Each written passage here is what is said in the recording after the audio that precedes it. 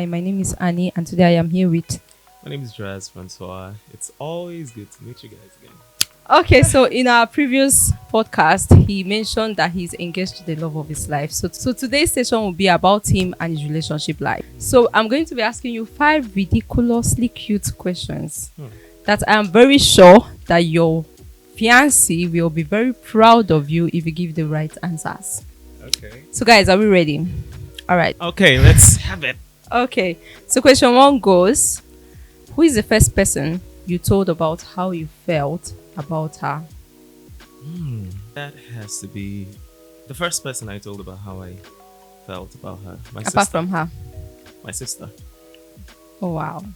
Yeah. I remember that I did something wrong back in the day, and I thought I was gonna lose her, so I was on the verge of losing her. So I needed to, for the first time in my life, tell my sister about someone and explain as enthusiastically as possible to my sister so she could understand, because I needed my sister to talk to her for me. So I had to tell my sister about her and how I really felt, And for context, I have only sisters. I don't have a brother, so Okay. yeah. Oh, that's so cute. Okay, the next question. What is something that she does that you can never get tired of? One thing that she does that you can never get tired of. She surprises me a lot. Yeah. She's As full of in surprises. package. Pleasant surprises, just anything at all. We love to surprise each other, but so it's like a head-to-head. We have this head-to-head, who surprises more, who is more striking at the surprises. And Oh, wow.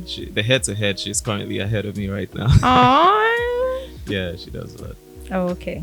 So our number 3 question is, if you are to meet her again for the first time today, what will make you notice her? Like, what would you notice about her? What will make you look at that girl and be like, Everything. The same thing that made me notice her the first time. And what was that? Her personality, her aura. I'm going to tell you briefly how I really met her, right? Okay. So I used to be the choir director in a popular church. One of the big churches in Uyo, in my city. And so every time I would, stand up on the stage there and minister to the people, Okay. somehow I was always very serious, but somehow I would feel her energy, and God, after the ministration, I would look straight at her. Now there's this thing about gospel artists, and you have to hold yourself in decorum and all of that, so because she was like to a avoid sister scandals, to you. that kind of a thing. So I couldn't even bring myself to go speak with her directly. I didn't want to do that, but I needed to let her know that there was something a mini wanna about her. that there was something about her that it got to me, and I wanted her to know that I was noticing her. So I would stand up on the stage there, and I would be looking directly at her eyes, and I would just pray that In her the eyes midst would, of ministration. after the ministration, actually. After the Yeah, but I would ministration, still okay. be on the stage, and in the midst of ministration, Very intense to something. make sure that she would see me and know that I am actually looking at her, So it was everything about her demeanor, the way she carried herself. She has this poise about her, and she's not the tallest girl in the room, but you wouldn't fail to notice her. She's very lovely. Okay. I was expecting something like her eyes or her ass or her figure. But yeah, you got it. Okay. Okay, what's the random moment with her that you probably remember forever? The first dates we had, dear Lord, you see, that came out very quickly. The first date was golden. I replay it over and over in my mind every time. It was the best date anyone could ever have. Sincerely, it was the best date. My body, me that like me, but I'm like looking for a way to tell you. Can you give us tips? We went to a park. We sat down. It was sort of like a. Oh, it wasn't a restaurant, something. We actually went to the Choice first, but we didn't like the vibe. right? So we needed Okay. some scenery, some natural stuff. So we went to the park. It's now the Arise Park. We went there, sat there, observed the trees, and just told each other stories. We were laughing 95% of the time, Please, how long and have you been together now? well, there has been a hiatus. There was a time when we sort of broke up and then came back. So if you put the two, the first missionary journey and the second missionary journey together, that would be going on 6 years now. Yeah. Ooh.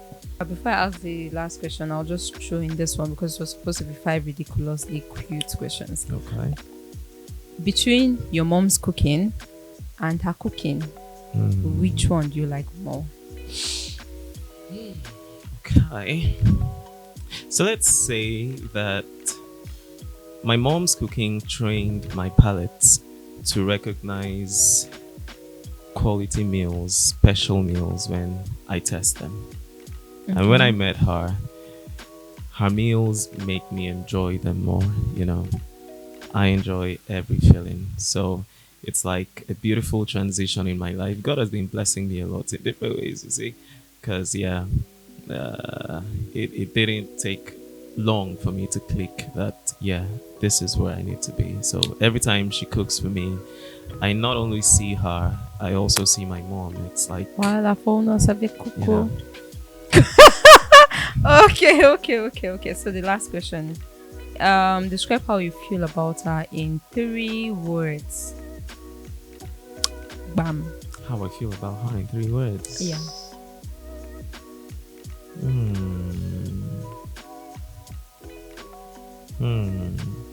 Now all the words in my mind are just running flying out right now.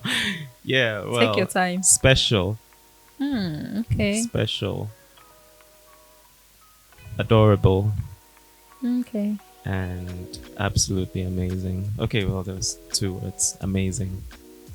Okay. Having been in a relationship for 6 years now, or let's say 3 and 3, and you're now engaged, what is your advice to these people out there that have lost hope in love?